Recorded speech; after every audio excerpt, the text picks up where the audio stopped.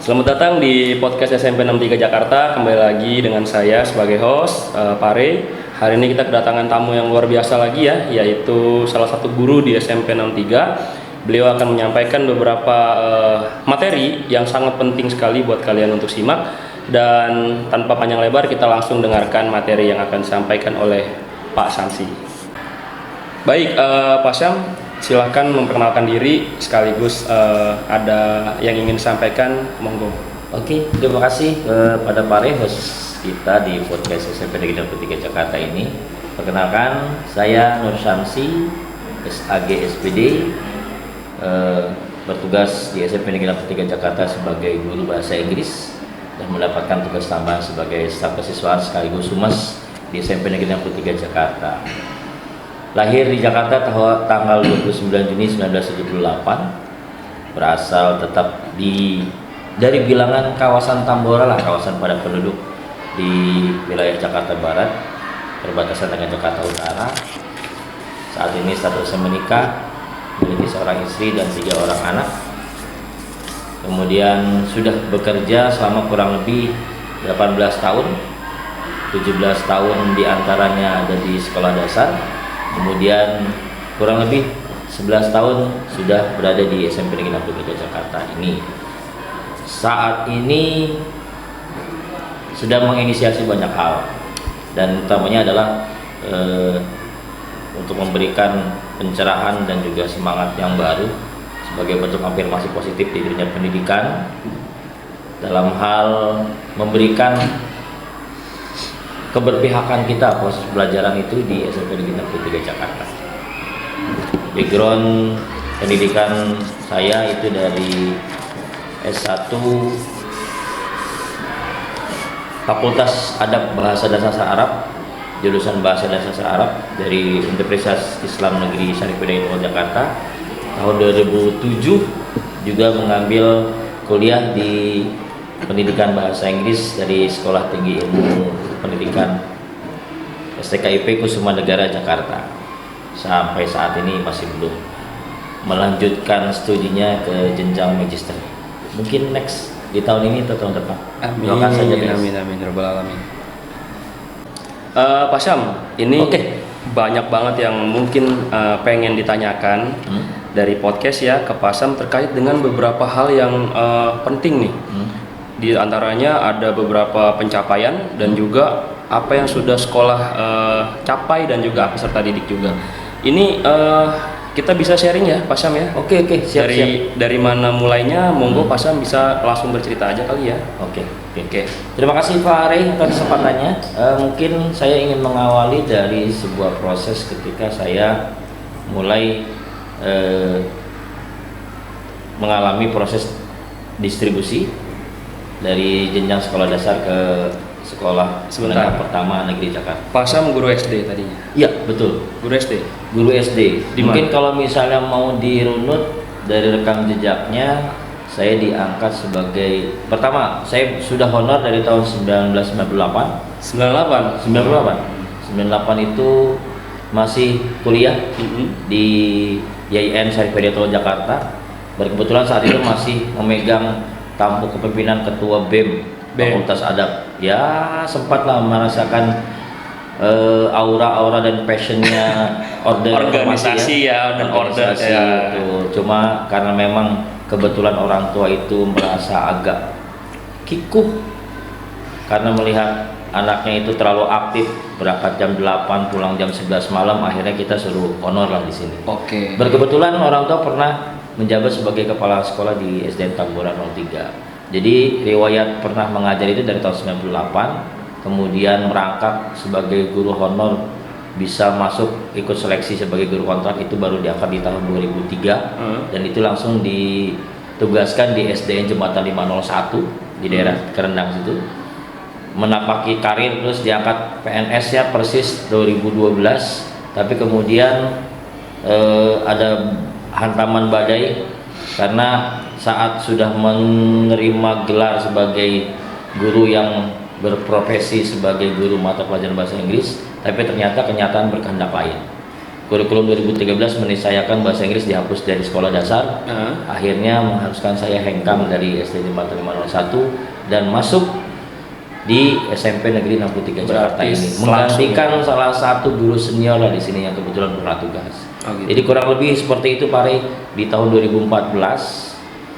Tapi kemudian karena memang sudah memiliki status sebagai pegawai negeri sipil ya, jadi di tahun 2016-2017 itu diberikan kepercayaan.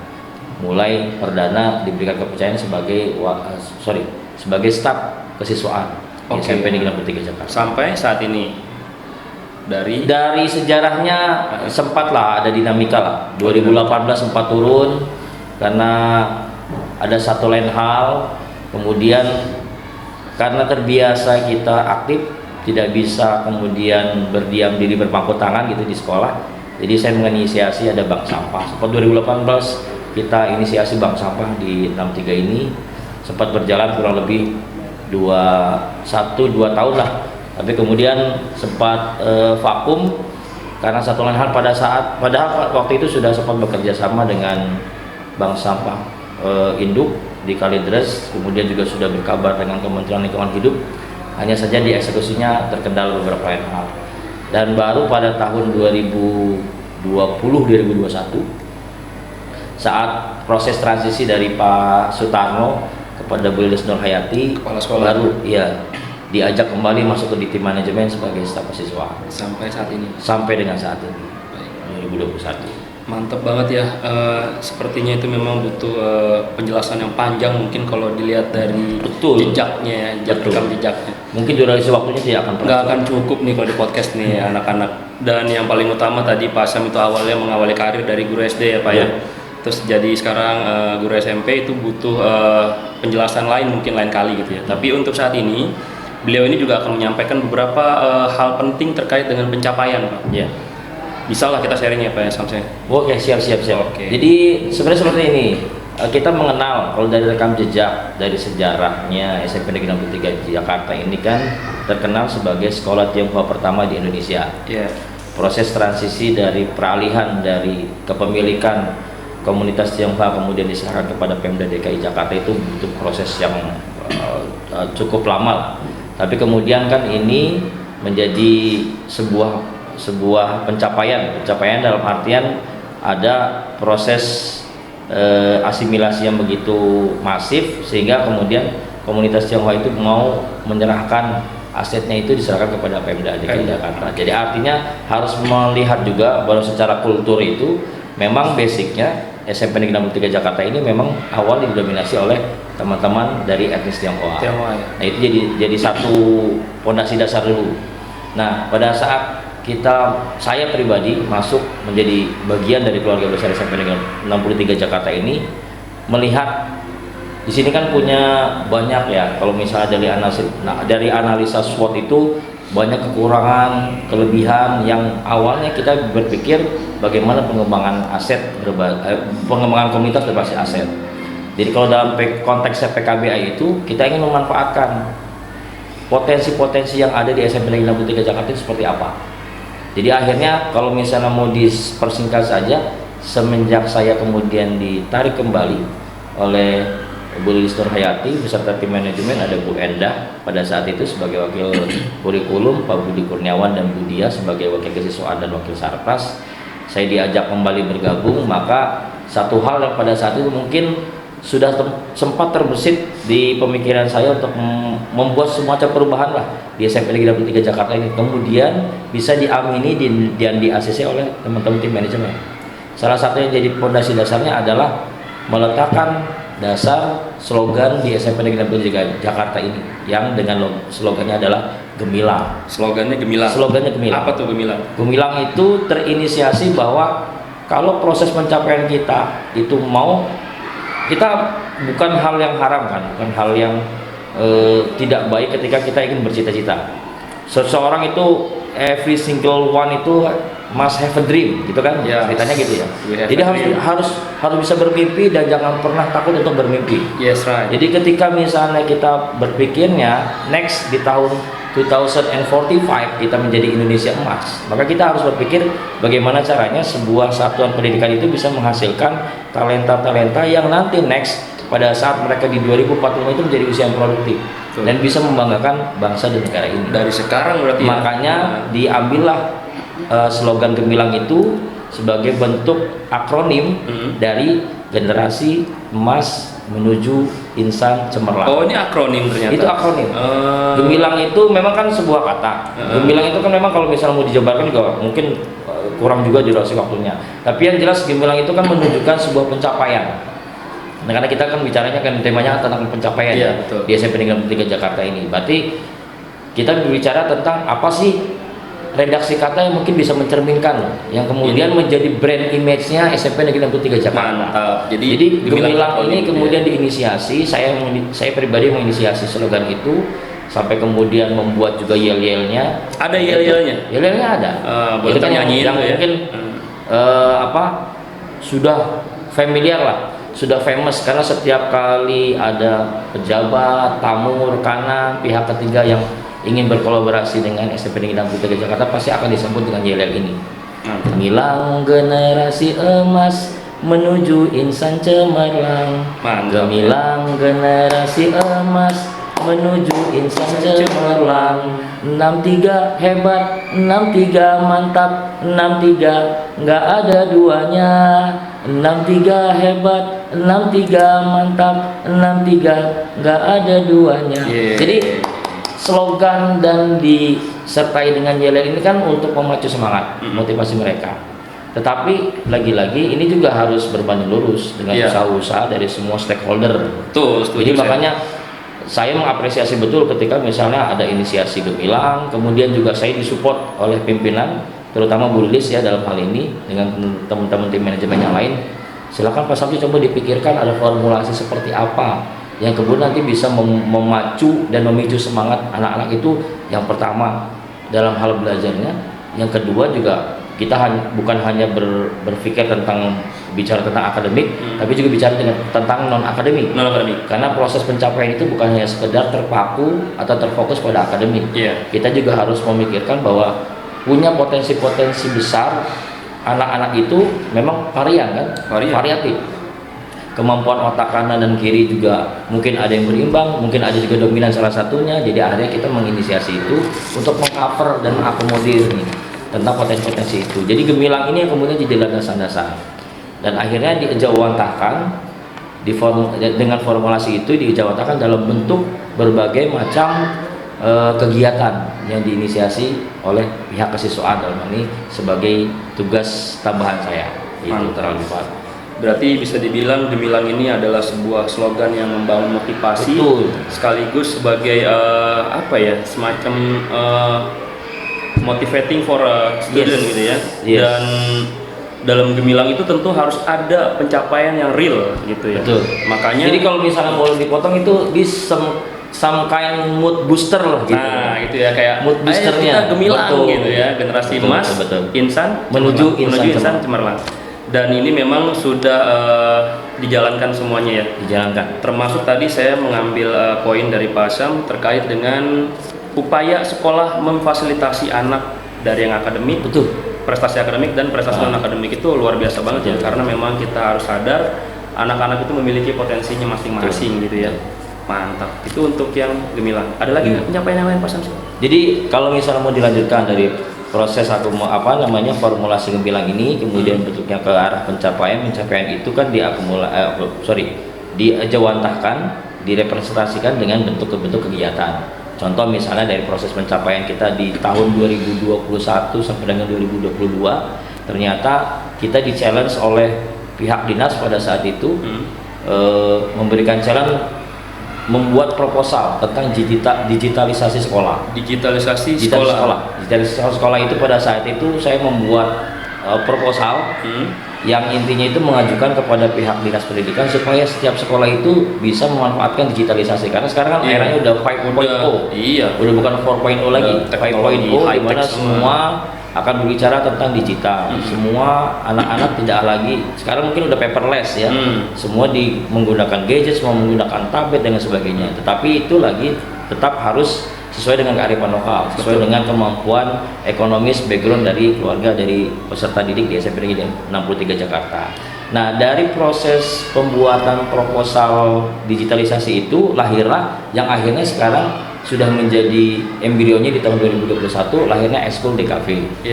Kemudian lahir juga salah satu diantaranya karena DKV ini nanti berhubungan juga kita ingin membuat podcast, adalah podcast seperti saat ini.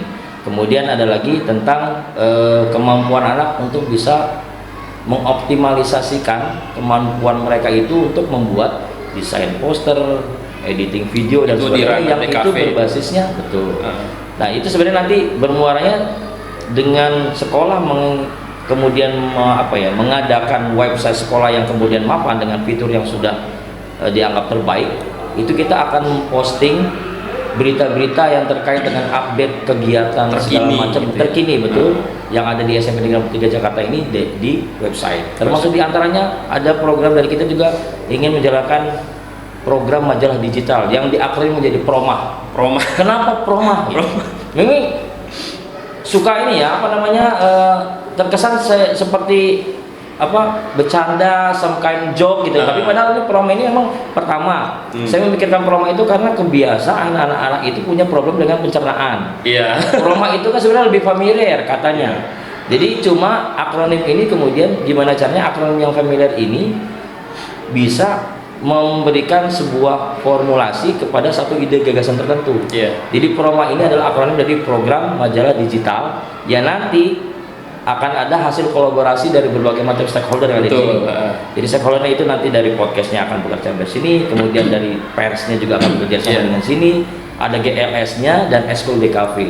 Jadi simpelnya seperti ini, ketika misalnya anak-anak GLS atau anak-anak pers bekerja sama untuk mencari konten peliputan berita-berita terkini kaitannya dengan kegiatan segala macam masalah akademik non akademik yang ada di SMP Negeri 63 Jakarta, kemudian mereka tuangkan ditransfer kemudian dalam bentuk digital oleh teman-teman DKV. Mantap ya. Dan akhirnya diposting di website. Karena kebetulan SMP Negeri 63 Jakarta juga punya tim kreatif yang juga digawangi oleh teman-teman yang sesuai dengan kompetensinya di bidang masing-masing. Akhirnya kalau misalnya kita udah masuk website itu, kita akhirnya punya pencapaian lagi tuh Pak Rey. Apa tuh? Pencapaiannya adalah di 2 tahun terakhir ini SMP Negeri 63 Jakarta itu mendapatkan penghargaan dari Komisi Informasi Provinsi DKI Jakarta sebagai badan publik paling informatif tahun 2023-2024 kemarin ya. Dan sudah ada prasastinya. Sekarang sudah ada gitu. Dan itu salah satu pencapaiannya. Itu yang intinya untuk dalam tanda kutip itu sesuai dengan amanat dari Undang-Undang Nomor 14 Tahun 2008 tentang keterbukaan layanan informasi publik. Jadi kita menjawantahkan itu. Jadi hal apapun yang terjadi dalam dunia pendidikan itu tidak serta-merta kemudian dikungkung, dikunci sehingga publik tidak bisa mengetahui. Kita membuka kesempatan bagi semua halayak ramai, termasuk yang mungkin juga memiliki antusiasme yang tinggi untuk menyekolahkan anaknya. Karena di era komunikasi betul. Informasi itu semua kan all about 5.0 itu kan depends on communication. Jadi semua itu akan tergantung dari proses komunikasi, betul. Itu kan transparansi salah satu bentuk komunikasi kita secara efektif ya, dari satu titik kepada titik yang lain. Nah, kemudian salah satu diantaranya kalau bisa bicara tentang akademik, kita juga punya mencatatkan lah tinta emas dalam sejarah. Kalau dalam bidang akademik nih, karena dari semenjak sepengetahuan saya SMP Negeri 63 Jakarta ini berdiri di kurang lebih tahun 1968 atau 1970-an itu, baru kali ini ada murid atau alumni dari SMP Negeri 63 Jakarta yang mampu masuk berbicara, bukan bicara masuk ya, masuk dalam seleksi dan kemudian berbicara di sana secara aktif dalam organisasi di SMA Negeri Unggulan Muhammad Muhsin Tamrin Jakarta. Dan itu sudah diinisiasi di tahun 2024, kita bisa memasukkan 3 orang alumni kita masuk ke sana. Betul Pak Rey. Jadi ini kan salah satu bentuk kebanggaan buat kita semua. Karena SMA Negeri Unggulan Muhammad Muhsin Tamrin ini kan SMA Negeri Unggulan. Dan itu adalah pilot projectnya dari pemerintah Provinsi DKI Jakarta. Kalau ada anak kita, alumni kita yang punya potensi bisa masuk ke sana kan alangkah bangganya kita. berarti ada keberhasilan. Sampaikan ke anak-anak tuh motivasi. Tetap semangat guys ya, dari SMP Negeri 63 Jakarta, meskipun kita berada di kawasan penduduk, kita memiliki otak dan kemampuan yang sama. Mari kita berkompetisi dengan siswa-siswa terbaik lainnya di Provinsi DKI Jakarta. Yakinlah bahwa proses tak akan pernah ingkari hasil, dan yakinlah bahwa lelah kita akan jadi lelah. Mantap. SMP Negeri Unggulan Muhammad Hussein Tamrin itu tidak seperti yang dibayangkan terlalu wah kalau kita mampu berkompetisi di situ, karena semua itu jadi proses seleksinya itu proses seleksinya itu dengan melalui tes ujian gitu ya, tanpa harus melalui sistem PPDB reguler online yang hanya masukkan nilai SIDA ya. Jadi memang benar-benar kompetitif dan selektif di sana. Jadi terakhir untuk tahun ini kita mengirimkan 5 orang untuk menjadi calon peserta didik di sana, yang nanti di hari Sabtu tanggal 21 Februari itu akan mengikuti seleksi. Apakah masuk di dalamnya? Karena tercatat terakhir saya lihat itu mari sudah 1661 yang mengikuti yang mendaftarkan diri dan terverifikasi sebagai calon peserta didik di daya tampungnya Muhammad Hussein Tamrin. Sementara daya tampungnya rasionya itu hanya 88 anak yang diterima. Berapa? 88 anak. Ya ampun, itu berarti jadi kurang lebih ya. Satu kursi itu 200 orang ya yang iya. Kalau dari sejarahnya yang saya tahu, Tamrin itu, SMA Tamrin itu memang kan berdiri belum terlalu lama juga ya, dari tahun 2009 kalau nggak salah ya. Dan kalau Pak Samsi sudah pernah ke sana mungkin tahu kurikulum yang digunakan. Betul. Katanya jadi kurang lebih jadi kalau misalnya dari sejarahnya itu 2019 saya sudah mulai menginisiasi mendampingi anak, mulai dari proses pendaftaran sampai dengan mendampingi pada saat seleksi tes, mendampingi pada saat pengumuman. Itu memang terakhirnya 2023 bisa menghantarkan mereka bisa diterima di 2024. Nah, yang mungkin FYI nih ya buat teman-teman semua, siapapun yang ada di SMP Negeri 63 Jakarta atau siapapun yang jadi penikmat podcast ini, yakinlah bahwa di SMA Negeri Unggulan Muhammad Hussein Tamrin itu sistemnya ada boarding school, sekolah asrama. Tapi gitu? Bukan pesantren. Sistemnya boarding school, dia menginap di sana, dan semua proses pembelajaran itu bisa sampai juga sesuai dengan SOP di sana ya. Tetapi tidak kemudian mengharuskan mereka itu tidak bisa pulang.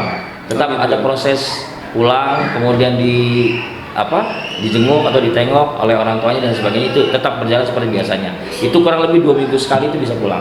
Oh gitu. Nah, tapi durasi waktunya sesuai dengan jam belajar mereka sampai hari Jumat. Jadi Sabtu Minggu yang diperbolehkan pulang. Biasanya minggu pagi atau minggu sore harus sudah balik lagi ke asrama. Nah, untuk kurikulumnya itu mereka pakai kurikulum 3 kurikulum. Apa aja? Kurikulum nasional, kurikulum Cambridge, sama potensi untuk ke perguruan tinggi luar negeri. Jadi passionnya di SMA Negeri Muhammad Hussein Tamrin itu adalah passionnya ke luar negeri. Targetnya, karena mereka sudah menjangkau kerjasama MOU itu dengan berbagai macam lembaga pendidikan perguruan tinggi di Jerman, Korea, Singapura, Cina, Hong Kong atau Taiwan ya gitu ya. Kemudian juga di Turki dan beberapa lembaga yang lainnya, termasuk juga di Inggris dengan Oxford dan sebagainya. Jadi kalau misalnya memang tinggal tersisa, mungkin ya rata-rata pada masuknya ke perguruan tinggi negeri bonafit yang ada di Indonesia. Kurang lebih begitu Pak Rey. Karena target mereka memang tinggi ya. Target mereka begitu. Saya terakhir kemarin dapat testimoni dari Kevin. Kebetulan yang 3 anak itu adalah Kevin, kemudian Marcelo dan Tommy Budianto. Mereka di kelas 10 itu sudah ada sosialisasi tentang passionnya mau kemana. Oh, udah ditanya? Iya, kuliah itu mau kemana? Iya, karena prosesnya itu kan mungkin karena memang sudah diarahkan dengan kurikulumnya itu diarahkan untuk scholarship gitu ya, untuk proses beasiswa. Jadi sudah ditanya. Kayak Kevin aja dia mendaftarkan dirinya Jerman. Kemudian kalau si Marcelo itu ke Jepang, Tommy itu ke Cina. Itu kurang lebih. Jadi ada semacam proses transfer ilmu, transfer informasi juga dari anak-anak alumni kita yang belajar di sana, untuk bisa diketuk tularkan, didiseminasi, disebarkan gitu, kepada adik-adik kelasnya di sini. Gitu. Biar buat informasi aja gitu ya. Juga mendapat motivasi. Dan akhirnya terakhir nih yang saya dapat up to date-nya adalah banyak orang tua dari kelas 7, di kelas 7 ya. Sekarang ya. Begitu mereka dengar tentang informasi, mudah-mudahan ini dibantu juga dengan podcast ini. semakin banyak yang tertarik minatnya, bukan sekolah bukannya mengharuskan mereka untuk diterima, tapi sekolah ingin mereka memberikan yang terbaik, bahwa SMP Negeri 63 Jakarta itu mampu berbicara di tingkat provinsi DKI Jakarta, bahkan mungkin nanti di tingkat nasional. Amin. Dan tadi ada kurikulumnya mix gitu ya. Mix. Apalagi yang dia gunakan kurikulum luar negeri berarti. Kurikulum luar negeri. Berarti pembelajarannya juga kurang lebih mirip-mirip seperti yang ada di luar negeri. Jadi teaching learning-nya itu use bilingual. Bilingual. Iya. Apa aja bahasanya? Berarti bahasa Inggris terutama ya. Iya, Inggris. Usually mix juga Germany. Jadi seperti itulah. Jadi kurang lebih kalau misalnya passionnya mungkin ke negara tertentu, mungkin ya, akan diberikan sana, betul, gitu. Mantap, diberikan pembelajaran itu. Ya mungkin sekarang yang lagi booming mungkin ke Korea misalnya gitu ya, kan. Ya K-popers itu kan drama pasti ke sana, Jepang, yang anak-anak wibu malah ke Jepang gitu kan. Dunia anim gitu kan segala macam. Ya, betul. Itu tuh daya tarik anak sekarang tuh begitu, Pak. Betul. Itu terkait dengan pencapaian kita di SMA Tamrin ya. Dan suatu saat mungkin akan kita undang, gimana? Boleh. Alumni Nanti kita mungkin kita akan minta kepada Ananda Kevin, Marcelo dan Tommy Budianto untuk bisa hadir di podcast ini. Sudah dipanggil ya nama kalian ya. Nanti ya Kevin, Marcelo sama Tommy silakan hadir di podcast ini. Iya. Berikan testimoni yang terbaiknya, bagaimana passionnya ketika belajar di sana, bagaimana suka dukanya harus hidup di asrama, harus jauh dari orang tua dan sebagainya. Tapi itu semua untuk menunjukkan atau membimbing kita, memandu kita supaya menjadi pribadi yang mandiri. Karena kan begini Pak, kalau misalnya mereka itu passionnya ke go abroad, kan otomatis mereka nggak punya sanak family di sana. Iya. Kalau nggak terbiasa untuk selama 3 tahun di Husin Tamrin itu untuk belajar mandiri, bagaimana mereka mengelola emosi, bagaimana mereka harus mencari solusi atas problem yang mereka terima, entah problem itu masalah pribadi atau dalam kelas dengan teman dan sebagainya, kan harus bisa dicari solusinya. Istilahnya, jadi ketika go abroad itu mereka sudah siap fisik dan mentalnya gitu. Build a mentality. Betul, yes. Build a mentality. Build mentality itu kayak istilahnya kita ngebangun mental ya. Betul. Dari nol seperti apa nih. Betul. Kita harus berjuang gitu. Ketika dalam keadaan tersulit kita bisa mengatasi. Yes. Luar biasa ya. Kenapa nggak semua sekolah sih? Ya mungkin balik lagi ke kualitas ya, benar. It's all about bagaimana cares-nya. Kan mungkin banyak guru-guru yang pintar, guru-guru yang cerdas, guru-guru yang punya talenta banyak. Tapi overall itu yang diperlukan memang guru-guru yang peduli sebenarnya sih. Ya betul. Jadi saya mungkin nggak berpretensi menganggap saya itu guru yang pintar, meskipun saya mengajar di bahasa Inggris, tidak serta-merta menganggap saya itu sebagai yang wah daripada teman-teman yang lainnya. Tapi ketika kita bicara bahwa yang kita bawa itu bukan hanya sekedar orang per orang, tapi kita membawa nama baik sekolah. Betul. Maka kita ingin menunjukkan, saya pribadi dari tahun 2019 menginisiasi ini itu dalam tanda kutip berusaha untuk membuat jejaring yang baru lah. Karena ini kan di dunia ini jejaring itu malah jadi faktor X untuk menentukan sukses seseorang. Jadi itu yang kemudian jadi landasan berpikir saya menginisiasi dan memberanikan diri untuk mendampingi mereka sampai proses mereka di sini. Ya maaf Pak, mungkin sesimpel-simpelnya ya, sampai kemarin saja anak-anak yang masuk ke sana untuk ikut simulasi di hari Rabu atau hari Kamis itu, mereka itu simpelnya itu ditanya oleh keluarga besar SMA negeri unggulan Husin Tamrin itu, Pak Samsinya mana? Sebegitu kenalnya. Saking sering. Dan ternyata yang nanya ke mereka itu adalah wakil kepala sekolahnya. Wakaseknya. Mantap ya. Itu kebetulan humasnya, namanya Pak Mufid. Pak Mufid, semangat ya. Terima kasih saya ditanya. Karena saya nggak bisa dampingin mereka ya. Tapi mudah-mudahan di hari Sabtu saya bisa dampingin sana. Oke, Pak Mufid ya. Jadi banyak pengalaman lah. Ya ini kan empiris ya, pengalaman empiris ini yang mungkin tidak bisa dinilai dengan nominal. Betul. Tapi ini justru menjadi motivasi. Jadi seperti halnya ketika misalnya ini saya berterima kasih dengan Pak Rey beserta tim yang menggagas kemudian bisa membuat podcast ini bisa menjalankan berbagai macam serinya dengan berbagai macam informasi yang bisa kita tularkan secara digital kepada teman-teman yang lainnya. Penikmatnya bukan hanya terbatas kepada keluarga besar SMP Negeri 3 Jakarta, mudah-mudahan bisa meluas. Dan ini juga bisa memberikan insight baru lah buat teman-teman sekolah lainnya lah. Come on, 159, ayo 32, ayo kita berpacu. Tetangga kita ya. Betul, tetangga terdekat kan 5422. Harusnya bisa sinergi. Betul. Gitu ya. Jangan hanya sekolah-sekolah yang dianggap unggulan dari tahun-tahun sebelumnya yang bisa masuk ke sana, tapi kita juga bisa. Iya dong, harus dong. Dan itu memang jadi kewajiban kita ya sebagai orang harus maju gitu ya. Betul. Dan memang kita nggak boleh berpikir standar gitu. Kita harus di atas standar berpikirnya. Supaya apa? Supaya kita setidaknya punya pencapaian. Tadi yang Pak Samsi bilang tuh, motivasi itu penting ya. Dan hashtagnya kalau boleh dibilang itu never been scared to have a dream. Nah itu. Jangan pernah takut untuk memiliki mimpi. Mimpi aja dulu. Khawatirnya kalau misalnya nggak berani bermimpi, berarti dia hidupnya flat gitu. Flat ya. Gini aja. Mantap banget Pak Samsi. Kita sambil ngopi aja. Oke. Kita minum dulu. Ngopi-ngopi masih. Seru soalnya. Ya sampai sedeng ya. Pak Sam ini aslinya anak-anak. Beliau ini sering banget ngeluarin humor-humor receh gitu ya.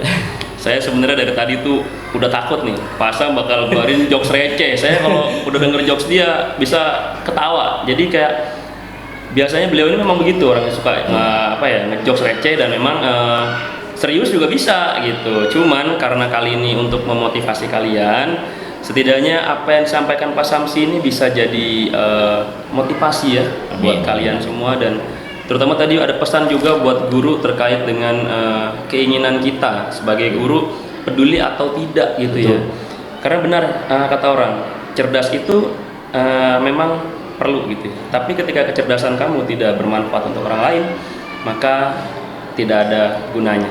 Tuh. Ya. Jadi kalau misalnya mau disampaikan linearnya itu kan tentang ABCD life. Saya pernah diajarkan oleh guru saya, life is between bird and that, dari C. Jadi hidup kita itu ternyata hanya terletak antara huruf B dan D. Tapi di antara huruf B dan D itu C itu apa? Choice. Jadi kalau misalnya hidup itu kita harus memilih, ya kalau bisa aku memilih kamu sebagai istriku, aku memilih kamu sebagai sekolah favoritku. Contoh jokes receh Pak Samsi. Jadi kalau kata-kata hari ini guys ya, istiqomah itu berat. Terus yang ringan itu istirahat. Tetangga sekolah lain yaitu SMP 159, SMP 32. Pengennya sih kita itu sinergi ya Pak Sam ya. Jadi teman-teman di SMP tetangga, mohon kita bisa sinergi terkait dengan apapun. Tentang perkembangan dunia pendidikan atau apapun istilahnya yang bisa membangun, kita sangat welcome ya Pak Sam. Itu kalau bisa menghidupkan kembali sekolah kolaborasi. Nah, jadi, itu basis sekolah komunitas. Bahkan saya kepikiran untuk bikin semacam kayak gini, Pare, public sharing and hearing gitu. Jadi kita sambil mendengar mungkin keluhan mereka atau mungkin praktik baik di mereka itu apa, bisa di-sharing kan, di-sharing kepada teman-teman yangnya. Jadi semacam kita buat circle gitu kan. Jadi yang itu mewakili representasi dari masing-masing sekolah. Kebetulan tetangga kita terdekat, ketika public sharing and hearing itu dilakukan, mudah-mudahan akan timbul tuh, muncullah ide-ide gagasan apa nih yang sifatnya kolaboratif gitu. Jadi untuk kebersamaan bukan hanya, jadi kan otomatis kalau misalnya kita kolaborasi, yang akan diangkat ke puncak itu bukan hanya satu sekolah tertentu, sekolah lain pun akan terangkat, akan kena imbasnya ya. Betul. Dan juga dampaknya tentu akan lebih luas gitu ya. Seperti magnet lah, ketika magnet dimasukkan ke benda yang kamu buaya tarik kan bukan hanya satu yang tertarik. Jadi akan banyak. Jadi mudah-mudahan gitu ya. dengan inisiasi seperti halnya maksudnya kegiatan-kegiatan diinisiasi oleh di SMP Negeri 63 Jakarta itu menjadi medan magnet. Buat mereka-mereka itu semakin tertarik.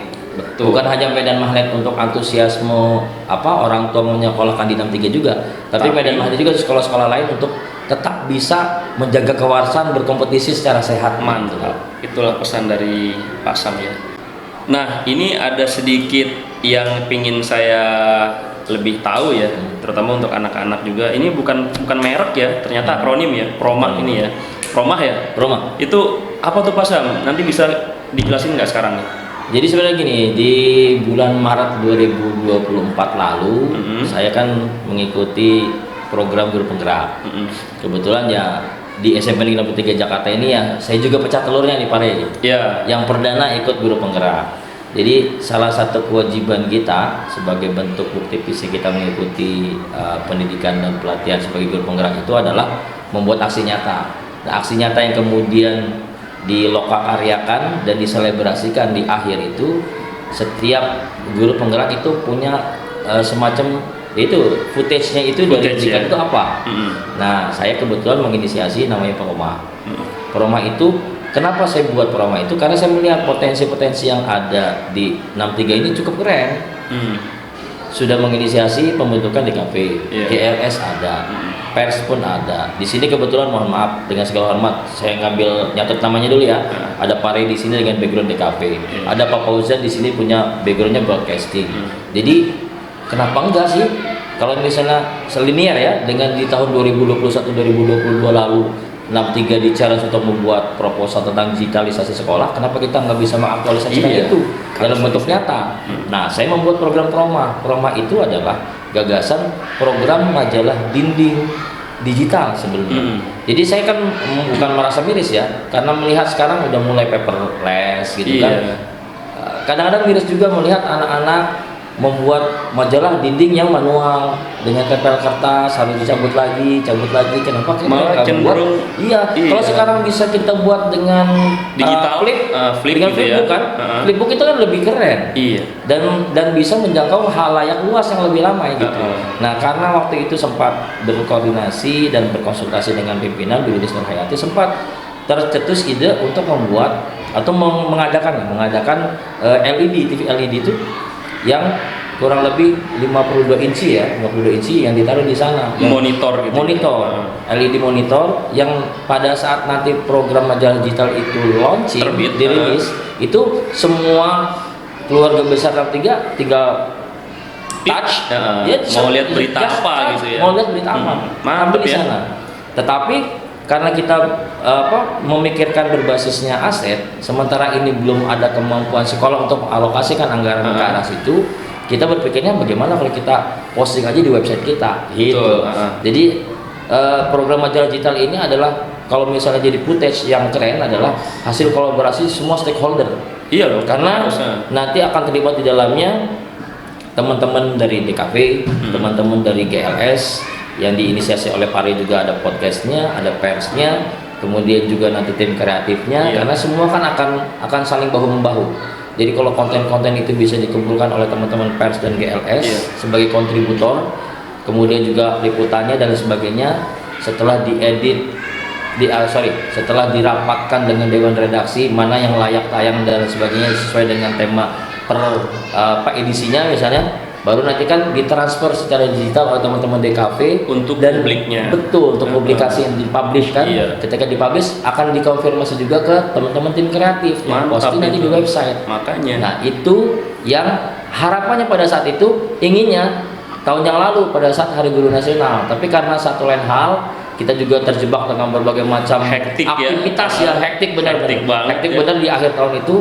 Jadi akhirnya mungkin akan kita delay. Mudah-mudahan kalau teman-teman nih sekali lagi ya semua keluarga besar 63 juga teman-teman yang lain juga yang mungkin terinspirasi dengan ide ini. Kita tantang, saya pribadi akan menantang diri saya untuk bisa merilis itu di Hari Pendidikan Nasional tanggal 2 Mei 2025. Targetnya ya. Iya. Boleh. GLS, DKV, pers, podcast, siap-siap saling bahu-membahu. Juga teman-teman tim kreatif, di mana kita jadikan Proma ini terrealisasi dengan aksi nyata di tanggal 2 Mei 2025. Kita tunjukkan bahwa stop omon-omon. Iya, 63 itu nggak pernah omon-omon, tapi ada aksi nyatanya. Langsung bertindak. Lagi tidak bercerita. Betul. Jangan NATO ya, no action talk only gitu. Tapi ada sedikit yang perlu saya sampaikan terkait dengan digitalisasi. Kebetulan dari kurikulum juga kurikulum SMA 63 kita akan membuat sebuah LRC ya. Jadi Learning Resource Center.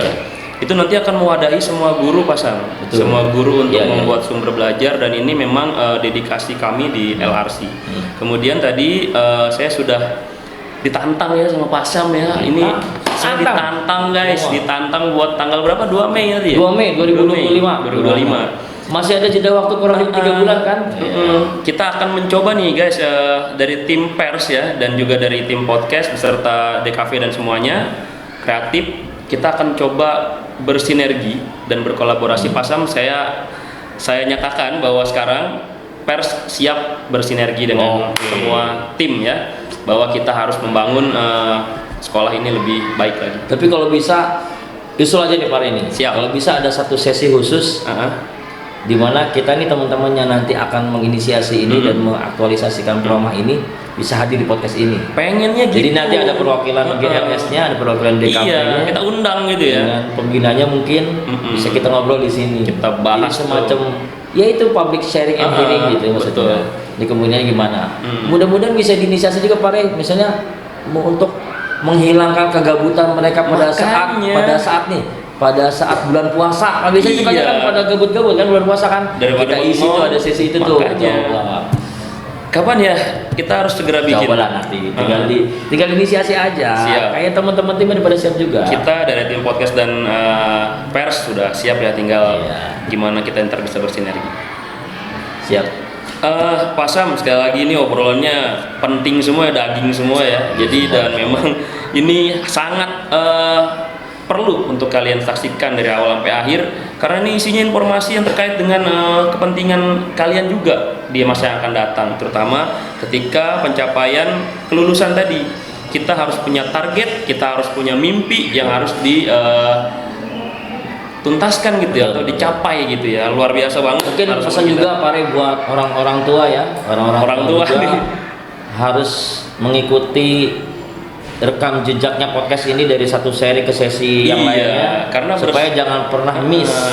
Karena keberhasilan pendidikan itu bukan hanya tergantung dari guru dan tenaga pendidikan di sekolah, tapi juga harus ada interaksi yang positif, yang masif juga dengan orang tua yang ada di rumah. Jadi jangan pernah halangi anak-anak untuk berprestasi. Jangan pernah halangi anak putra-putri kita itu untuk bermimpi. Biarkan mimpi mereka itu menjadi nyata, tapi harus disupport secara fisik dan psikis oleh orang tua di rumah. Mantap banget ya, itu pesan buat orang tua nih dari guru-guru ya Pak Sam. Sekali lagi Pak Sam luar biasa, saya ucapkan terima kasih, selamat datang juga di podcast, dan semoga ini bukan kedatangan yang pertama dan terakhir ya Pak Sam. Saya masih banyak banget yang pengen saya bahas sama Pak Sam terkait dengan obrolan-obrolan kita yang sifatnya tadi ya, sharing and sharing ya.